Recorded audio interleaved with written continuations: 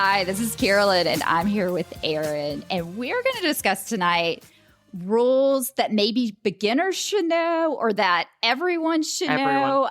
Yeah, everyone, I guess. We had Adna, who was a beginner, on the podcast recently, and she talked about how a racket came out of her hand and she didn't know the rule. And so I thought it would be interesting to kind of go through and think about the rules that actually happened to us on the tennis court when we were out there playing and we didn't know what to do. We've had Rebel Good on the podcast, who does the Court of Appeals column for Tennis Magazine. And he kind of talked us through all these different situations where you have to depend on like the judgment of the other player and whether it's intentional or unintentional. But these are situations where there is actually a rule, which I like. I like direct rules. There's no question. Yes. There's no depending on your opponent's judgment in the situation. There's no let questions. These are just rules. So the first one that I thought we should talk about is the racket comes out of your hand when you're playing. This is the rule that Adna brought up, but I didn't know this rule until I was a 3-5. I didn't know what to do. And what she told us is her husband, Malik, who is a teaching pro at the Raleigh Racket, says you pick up that racket and you just keep playing. There's no let. There's nothing you can do. Did you know that rule, Aaron? I don't think I did know that rule specifically. But I think so. One of the things I felt, I loved our episodes with Rebel Good, but I did feel like, a lot of what we talked about with him were like crazy situations, and there was some gray area, right? Yes, a lot of it was like gray area. Adult rec tennis should always err on the side of like not your opponent being right, but like courtesy, right? Yes. Didn't he say courtesy was the foundation? Yes. I think he said that courtesy is the foundation of adult rec tennis, but courtesy is very subjective. Yes. Yes. Right? People have different definitions of courtesy. Exactly. Like I talked about before in a captaining episode, I've given other teams like, yeah, we can replay that match some other time that's not part of our schedule, thinking that they would do that for us in the future. And then when I asked them for a favor, they were like, absolutely not. Right. So yeah, that's that like courtesy maybe not being reciprocated. But okay, so back to that, the racket being out of the hand. I would say I don't think I knew that specifically, but I also go back to our episode with Rebel where I learned a lot about hindrances. So couldn't someone call a hindrance? Maybe? Well, I know you can't call hindrance on yourself. I suppose your opponents could say, you hindered me. They can't necessarily take the point. I think in that situation, you would have to replay. No, it's actually probably start that point over. No, there's nothing. You can't. So this is actually a rule. This is why this is interesting. Okay. Is that you can't hinder yourself, so that applies. But they say it's just part of the game. Mm-hmm.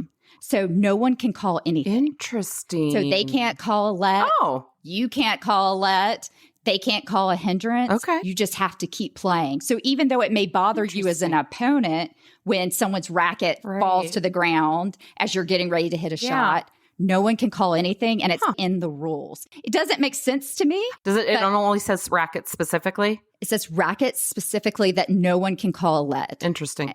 Yeah. So you just pick it up and you keep playing. Okay. And if the other side says anything, it's like, sorry, it's a racket. We don't know why. We don't really understand it. Right. But there's nothing anyone can call. Yeah.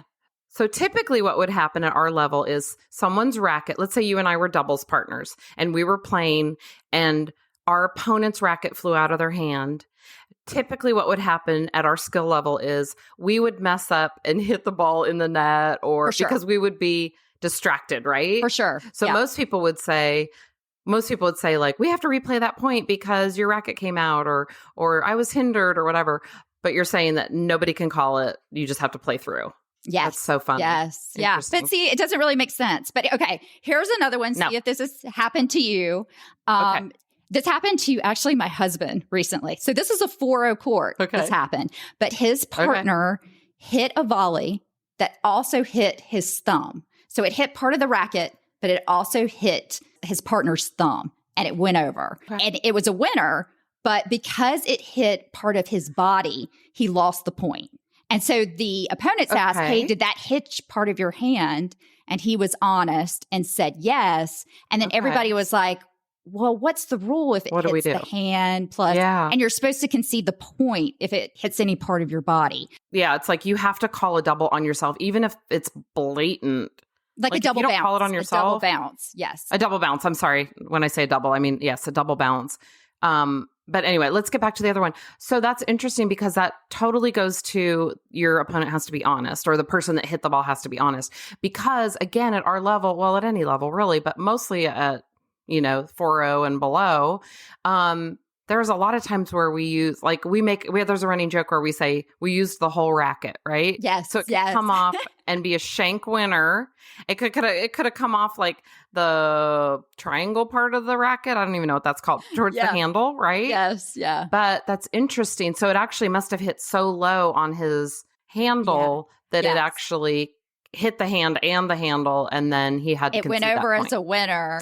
Interesting. And he was honest and conceded it, but there was that moment of, wait, is that right? Is that the rule? Does it matter that it went over? Right. Does it matter that it hit part of the racket and my hand?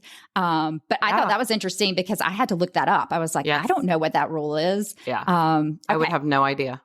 Okay. The ball hits the scoreboard and lands in the correct court if it hits the scoreboard. I've heard this one before. I feel like I'm going to say it wrong, but I feel like the right answer is, dude, I feel like it's a game show now. I'm sorry. I'm sorry. Like the right do you want me to tell you the right answer and then you can agree or disagree? Sure.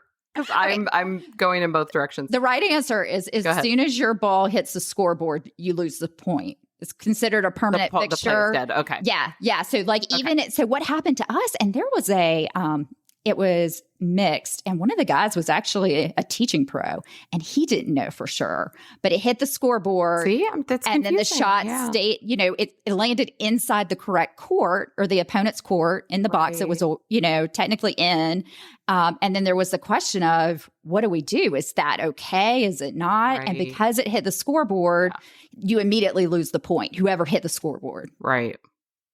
That does seem obvious now that you say that because there's so many different types of tennis courts. Like we have where we play, there is like a permanent kind of bar that comes up out of the end post and then has like the scoring pegs on it or whatever. Yeah. But there's a lot of city courts have no scoring at all. And a lot of times we write with like chalk or, keep the score on a notepad or something. So that does make sense now that you say it, that because every court isn't the same, that's like an extension of, it's a permanent fixture, but it's not part of the actual tennis poles, I guess. Yeah. Yeah. So I guess that one makes sense. Yeah. But we didn't know at the time that it happened. We all go, what do we do? And we ended up replaying the point. So we just didn't know. Okay. This is the one that I've seen happen a lot. And this is where someone's out of bounds. The ball's flying. This happened a lot at 2-5, 3-0. The ball's flying out. You know it's going out, but you don't want your ball to go in the next court. So as the ball's flying, you hit your racket to kind of stop it before it's bounced.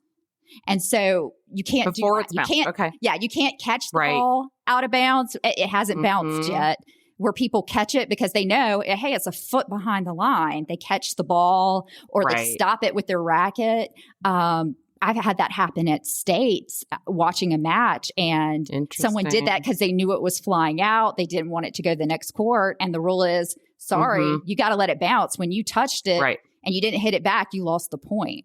Have you had that happen? Yeah, I have not, but I learned when I was a 2-5 because I had a friend that was playing summer singles, and she came home from a match one night and called me and said, "I'm so mad.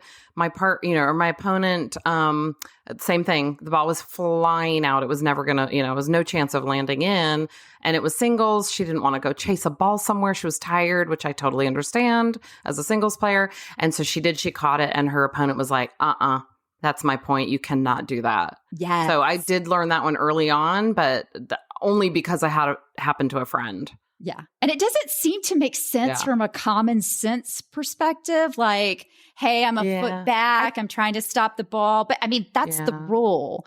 I have a theory. I think it could be proven that if every rec player actually knew the rules, there would be almost zero fighting. Yes. right? Yes. Because I think that's what it comes down to so many times. It comes down to people's opinions. And then like Rebel said, they just throw out what they think. It's like an old wives' tale. Well, I heard that this is the way that this is, without actually knowing. If we actually knew the rules, I think it would just completely cut down the, having any match that was, turned contentious or whatever. So, yes. But none of us really know all the rules. No, and it's hard, because this weird situation happens. I mean, how many people actually pull out the rules? Nobody does that. We say, let's play a let. Nobody. And do it again. Or someone gets mad or, something like that. But nobody, I mean, very few people read the rules. It's kind of you learn as you go. I know. I think. But these are things that actually happen and we didn't know the rules. Yeah, I captain a lot, but I normally read the rules for, like, sometimes they'll change season to season just in our immediate area. But it's more of like, it's not rules like that. It's more rules of like, how to do a makeup match or what's expected based on weather. Like you have to show up to the courts and wait for 30 minutes or, it's that sort of stuff. It's not like this kind of stuff, like your racket falls out of your hand or a ball rolls onto your court or.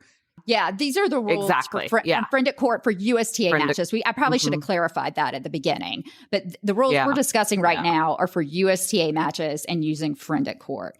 There is a part 2 to this episode because there's been so many times when I've been on the court and didn't know what to do, or I was surprised to learn what the rules tell you to do. I also wanted to mention that if a ball hits a scoreboard and lands in the correct court, it is out. The scoreboard's out. It's a permanent fixture. But if a ball hits a net post and lands in the correct court, it is in. That situation actually happened after we recorded this episode. We hope you'll check out our website, which is secondservepodcast.com. Thanks so much for listening and hope to see you on the court soon.